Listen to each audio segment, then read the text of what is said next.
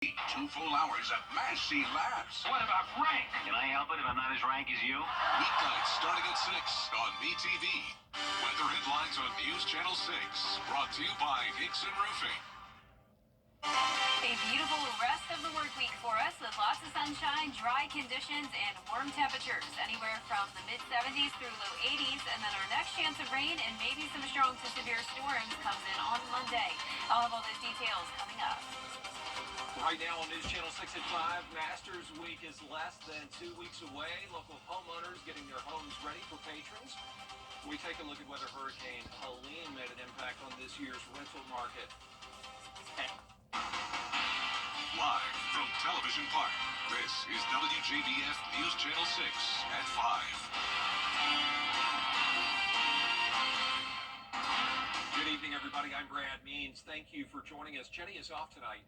Coverage you can count on begins with high-speed internet coming to soldiers at Fort Eisenhower. Leaders cut the ribbon on a new high-capacity fiber network today. Graham Lee was there. With technology continuing to advance, military members and families here at Fort Eisenhower have said they need high-speed internet access. Thanks to a partnership with several organizations serving the military community, that will soon be a reality.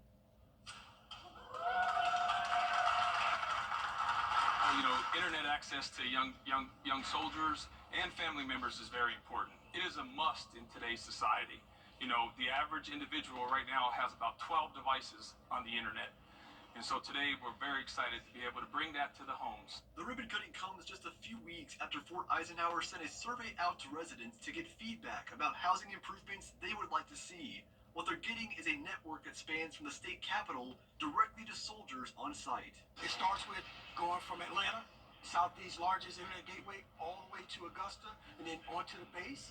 And we're delivering fiber all the way into the home of each one of the service member households. And those on site say it's a much-needed facelift that's been 30 years in the making. We're connected, whether it's our devices, our TV, connecting with family and friends across the world. So getting updated to fiber to all the houses is going to be a tremendous uplift to the community. The community has been asking for this for some time now. So with AFES and our private partners, Balfour Beatty, making this happen, bringing in Team Bolden, is going to be awesome for the installation. We're the Cyber Center of Excellence.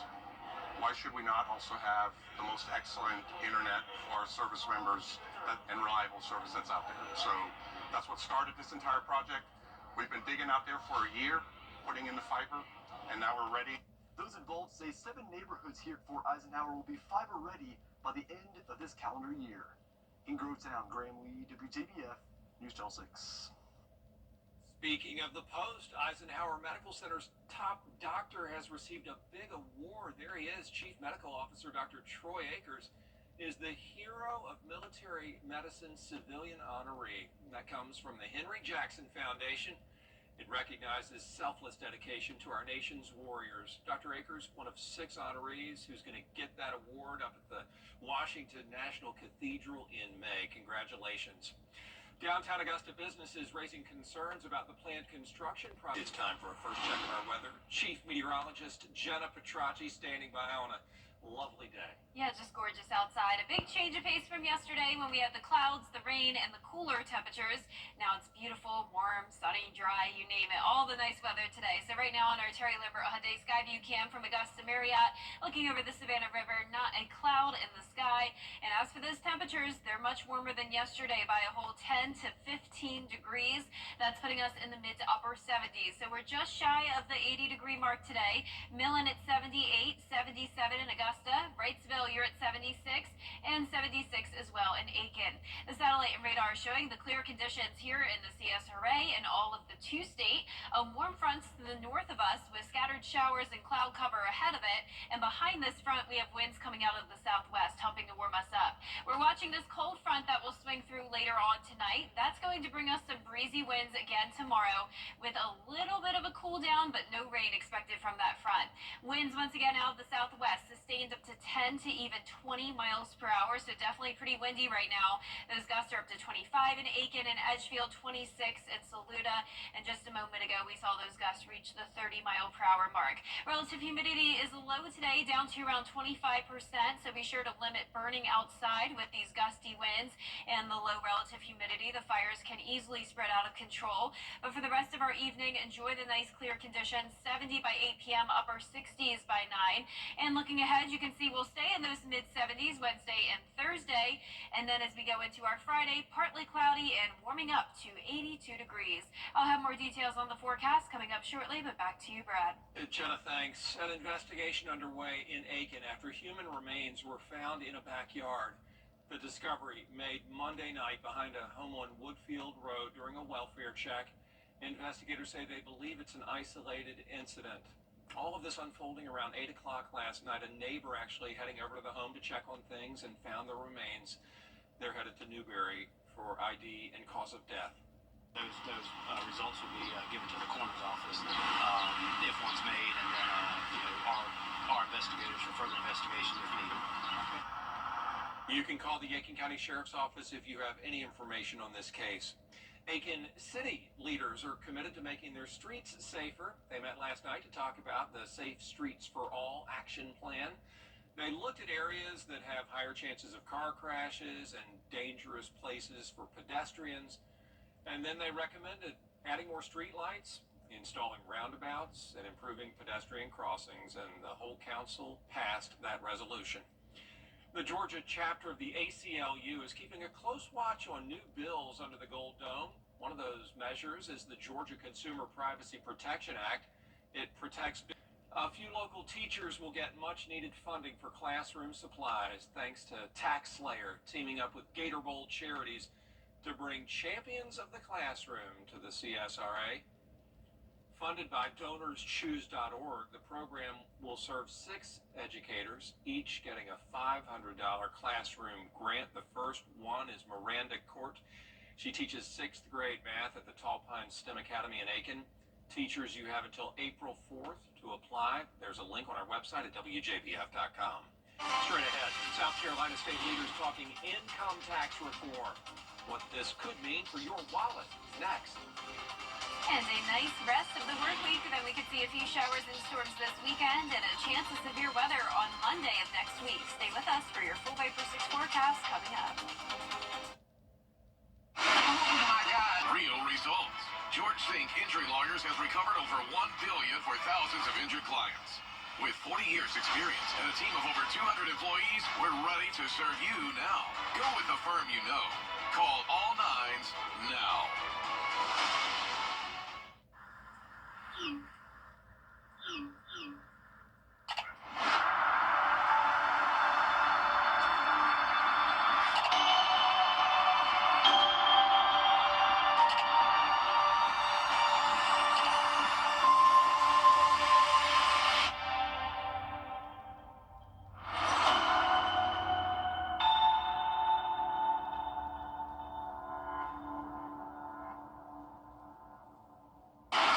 Saturday mornings with the most trusted team in local sports. Preview all of the weekend action and recap all of the big plays with Gianna Stenfalou and Gabriel Stoffel on 6 Sports Saturday, Saturday mornings at 9:30 on News Channel 6. The News Channel 6 mobile app is now even better. Download it today. How would you like to pay less in taxes? With the azaleas blooming, you know it is close to Masters Week, and while some are preparing as much as possible, others are still dealing with the impacts of Hurricane Helene on their homes. Bria Smith joining us now to tell us how homeowners and rental companies are getting ready. Bria?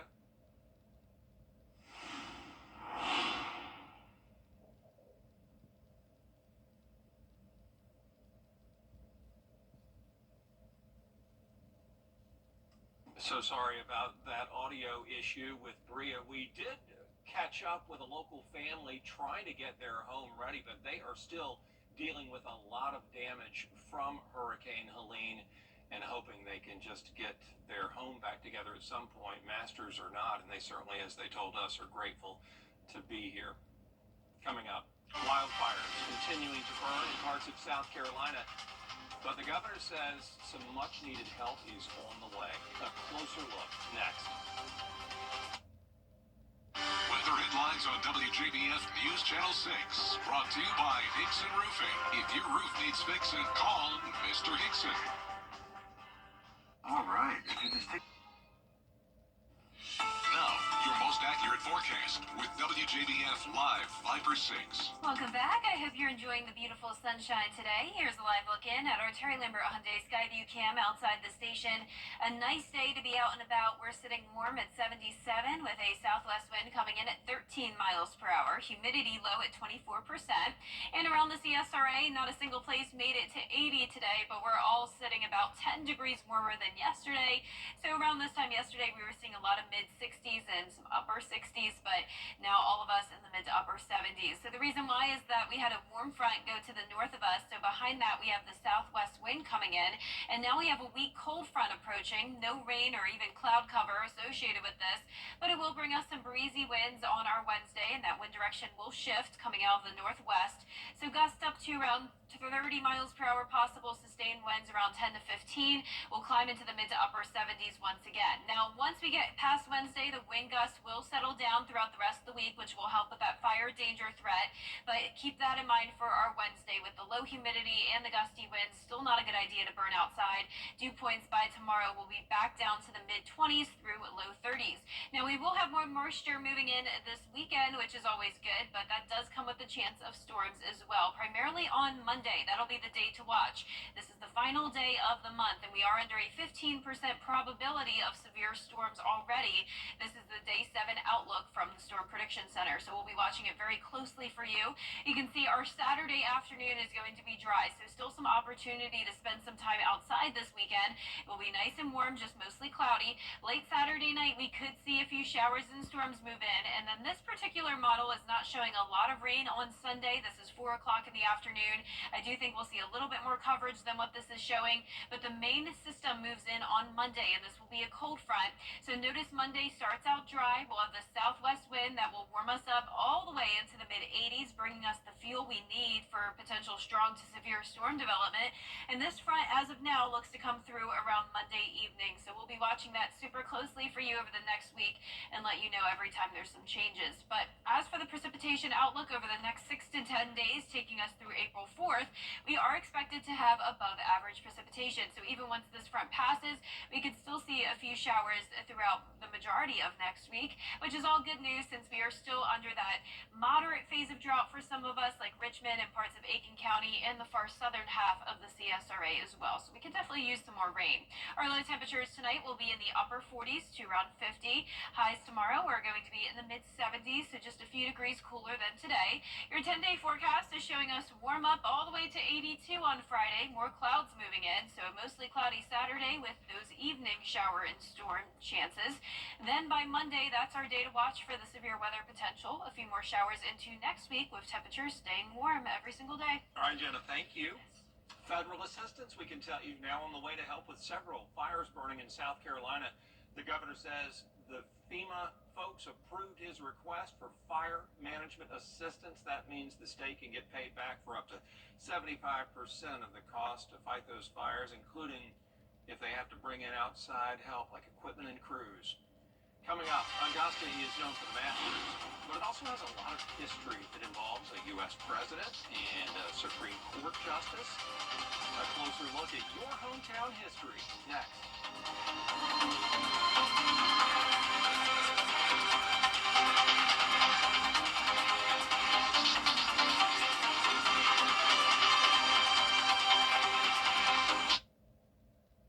It's Truck Month with the Ford Crew. Attention, please. The final days of Truck Month have arrived. Morgan, light it up.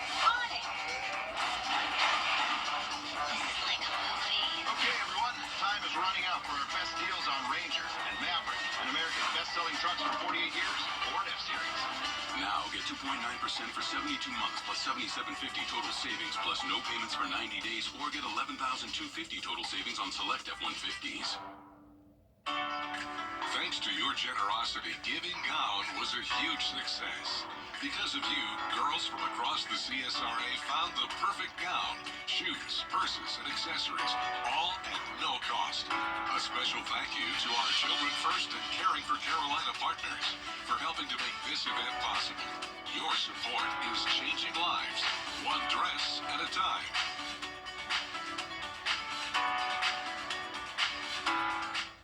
There's big news in the Carolinas. Queen City Audio Video Appliance is now Queen City Home Store. For over 70 years, we've been your trusted retailer for appliances, electronics, and more. Now we're taking it to the next level with a new name, a fresh look, and more ways to serve you, offering the same outstanding service you've always counted on while bringing you everything you need for your home. Queen City Home Store. Same great service, more possibilities. Visit us at queencityonline.com. What kind of future do you want? For us for this half hour, a lot more coming up at 5:30, including President Trump and his administration facing backlash after sensitive military operations were disclosed on a messaging app. More on the reaction to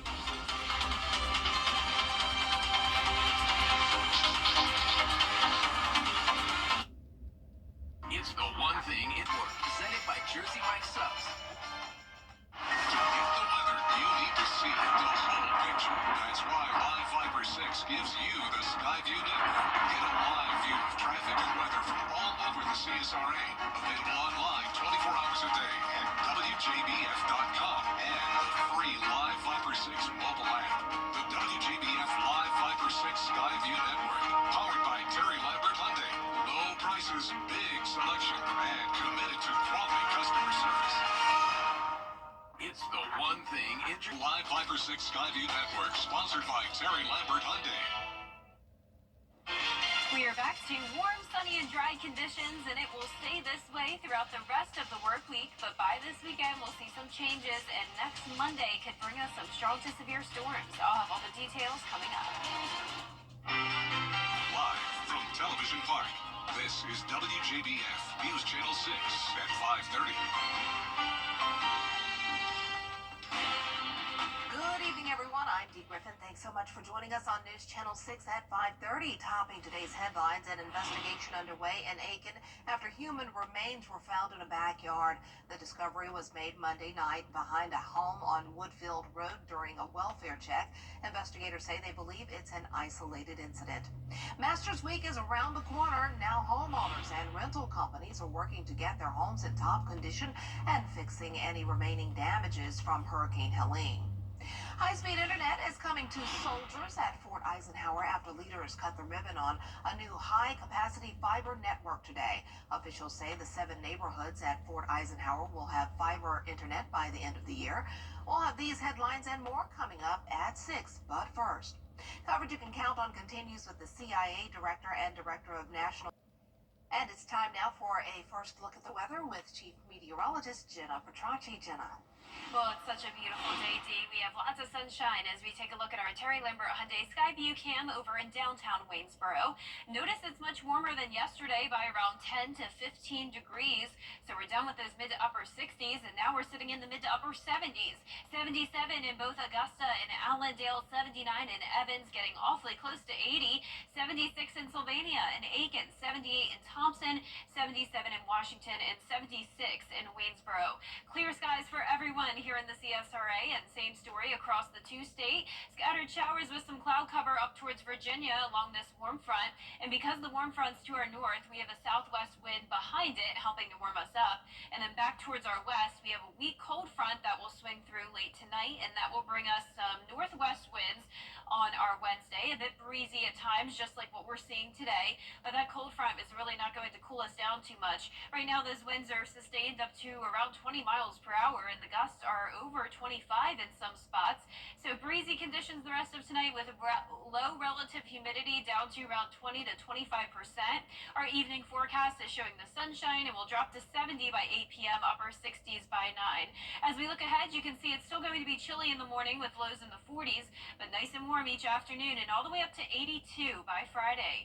I'll have a look at your full 10-day forecast coming up, but back to you, Dee. All right, thanks so much. Well, today a forestry meeting took place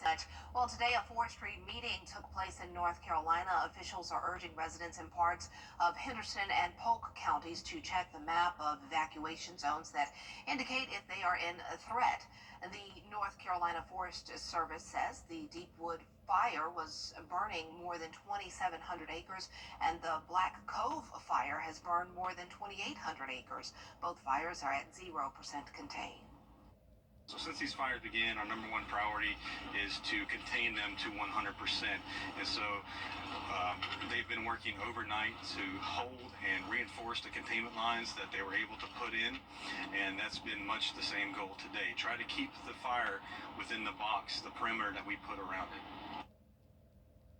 Officials say nearly 300 crew members have been working 24 hours a day to get these two massive fires under control, and they are hopeful more help will be joining them in the coming days. Fires continue to burn in South Carolina. The Forestry Commission is now asking for those living northeast of the Persimmon Ridge fire in northern Greenville County to voluntarily evacuate. They say windy weather today has the potential to increase fire activity and push the flames eastward.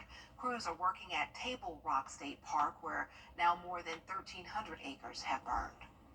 Right now, containment is 0% for both fires, which means we haven't been able to put them in a good box yet and get them contained. South Carolina Forestry Commission says both fires were caused by people and will be under investigation once the fires are extinguished. Well, some South Carolina lawmakers are also working on stricter punishments for owners of derelict vessels by setting $1,000 fines and possible jail time if they're found. The state Senate Fish, Game, and Forestry. Some South Carolina lawmakers are also working on stricter punishments for owners of derelict vessels by setting $1,000 fines and possible jail time if they're found. The state Senate Fish, Game, and Forestry Committee is supporting a measure that would give any person, business, or government entity that removes the neglected vessels a 3-year window to sue owners for cost. It would also require the State Department of Environmental Services to create and maintain an application and website for law enforcement. It also requires the public to report vessels that are wrecked, junked, in a state of disrepair, or have sunk. A remarkable survival story from Alaska. A man and 2 children surviving a plane crash into an icy lake, spending the overnight hours huddled in the wreckage until finally being spotted and rescued some 12 hours later. Rhiannon Alley has the story. This is the image of a small plane hours after crashing into an icy lake in Alaska. A man and 2 children standing on the wing of the partially submerged plane. The details of their survival just now coming to light. I looked down and I could see the ice over the lake that's up there at the moraine at the toe of the glacier. And I could see kind of a dark spot. The plane had been reported overdue Sunday night. The Coast Guard and Alaska National Guard then launching a search. Good Samaritans also flying early yesterday to search the Kenai Peninsula. And thanks to cell phone pings, they focused on the area around Tustamena Lake. At first, I could tell it was an airplane wing. And so I made an announcement on the radio that I think I may have spotted them. I could see that there's 3 people on top of the wing. It was really good to see. Their ordeal floating on the wreckage of that plane had lasted some 12 hours with overnight temperatures near freezing. They spent a very cold, long, dark, wet night out on top of the wing of an airplane on soft ice. And it's a miracle. And when I first saw the wing up there, it broke my heart because I know what happens when airplanes break through the ice. Fortunately, they got out of the airplane in time, either before it sank all the way or they got out through the skylights. Other pilots were in the area at the time. It was incredible to be a part of it and to find him. The fact that the community pulled together is exactly what I would expect of fellow Alaskans. The pilot and 2 kids were taken to the hospital. No word overnight on their conditions. Rhiannon Alley, ABC News, New York. The United States Postmaster General has official sweet deals and entertainment news in Hollywood. It's new and trending up next. And the weather looks fantastic the rest of this week. Lots of sunshine and staying dry. Then we'll see more moisture moving in this weekend with some rain chances and maybe some strong to severe storms on Monday. I'll have all the details coming up. But I do great weather. I love great weather. warm spring days. We like this. Jenna has a look at your full forecast coming up after this break.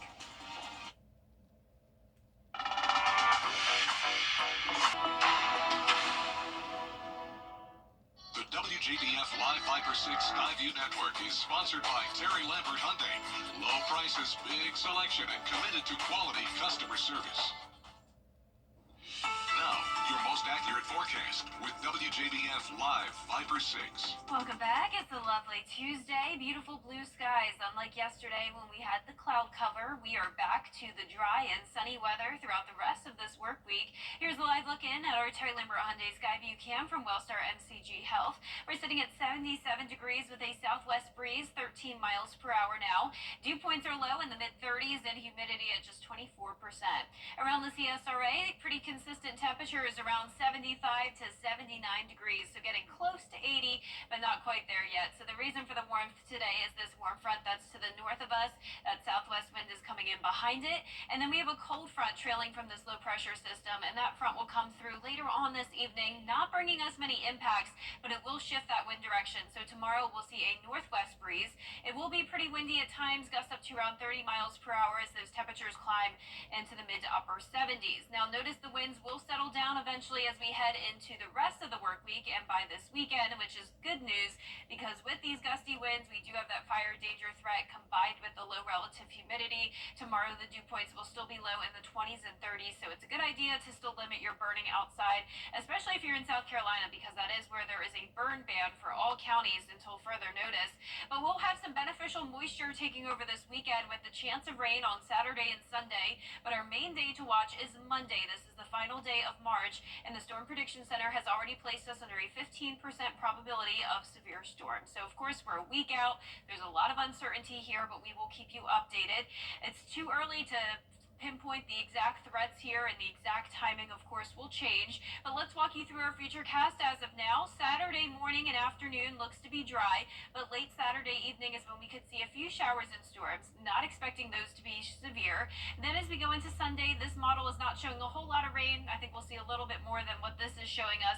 But as we go into Monday, this is the front that we'll have to watch. So ahead of that front, we'll have a southwest wind again, and that will really warm us up all the way into the mid-80s on Monday, and the warm temperatures help to give us the fuel we need for severe weather. So something we'll be watching very closely for you. By Monday night, that cold front pushes through, and then our temperatures will drop a tad as we go into the rest of the week. But it's possible that we could see additional showers for that first week of April, above average precipitation chances across the southeast expected, and that will all be good because we have a drought still across the CSRA, so very beneficial rain headed our way. Still a moderate drought for parts of our area, so could definitely use more rain for that month of April. Lows tonight, though, will be in the mid to upper 40s under clear skies. Highs tomorrow will be in the mid 70s, so just a few degrees cooler from that cold front passage. Overall, nice and sunny weather this week, partly cloudy on Friday and becoming mostly cloudy on Saturday. Remember, a mostly dry day, though, with just a few evening showers. And a few storms on Sunday as well, but then a higher rain chance on Monday, and still keeping those isolated rain chances throughout that first week of April, which can't believe it's already almost April. I cannot believe it. The Masters is almost here. It is. Cannot, but hey, it's the best time of the year around here. It is. All right, thanks so much. Well, coming up, we'll have the story of this week's Golden Apple winner when we return. Well, the role of teacher has changed so much over the years. Teachers have had to adapt from their lesson plans in the classroom to teaching virtually. But what hasn't changed is their love for their profession and their love for the children. Hi, I'm Marla Schultz with Kroger. Teachers do an extraordinary job educating our children and preparing them for the future. Help us honor these special educators. If you know an outstanding teacher, nominate them for the Golden Apple Award at WJBF.com. I'm Jordan Pierce with Masters coverage you can count on.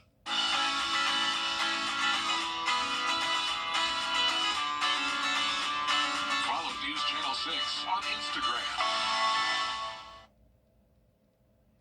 Today we meet a teacher who just wants her students to take steps toward becoming more independent citizens. It's a big job, and she is passionate about it.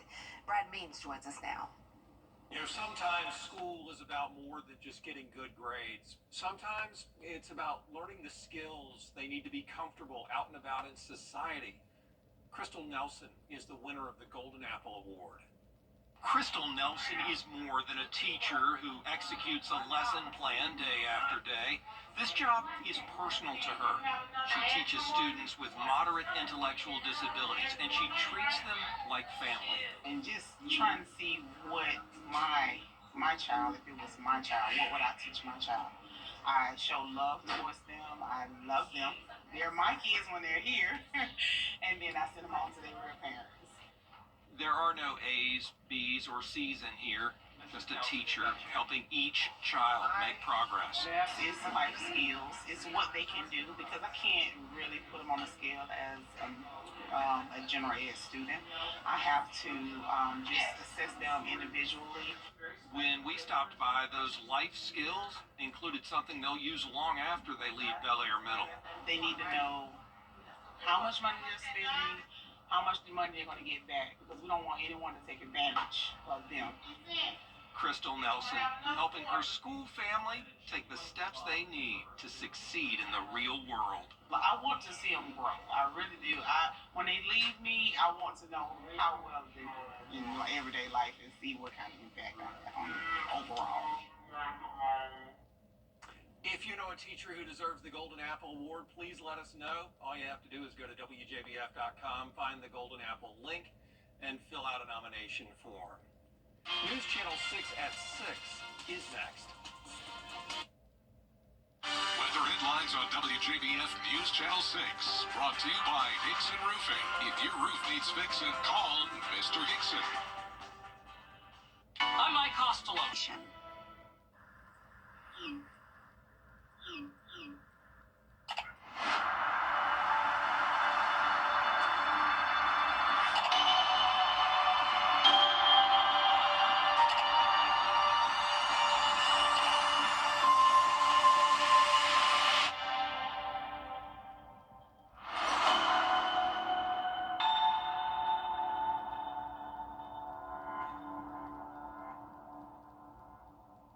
The CSRA is full of amazing women. Women who inspire. Women who innovate. Women who lead. That's why News Channel 6 brings you Women to Watch. On the last Wednesday of each month, News Channel 6 recognizes local businesswomen who are making a positive impact in our community. Nominate someone today at WJBF.com. Sponsored by Goodwill. The Live Viper 6 Skyview Network, sponsored by Terry Lamb.